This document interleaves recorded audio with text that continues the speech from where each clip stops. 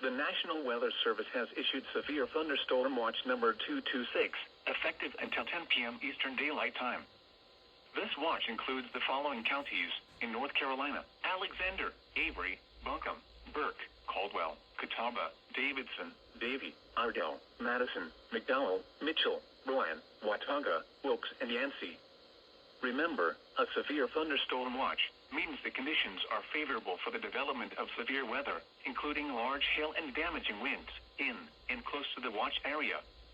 While severe weather may not be imminent, persons should remain alert for rapidly changing weather conditions and listen for later statements and possible warnings. Stay tuned to NOAA Weather Radio, commercial radio and television outlets, or internet sources for the latest severe weather information.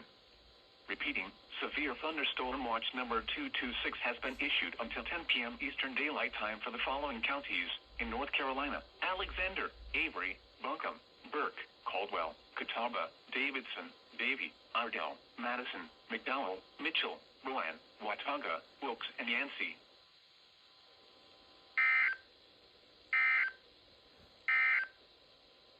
These are the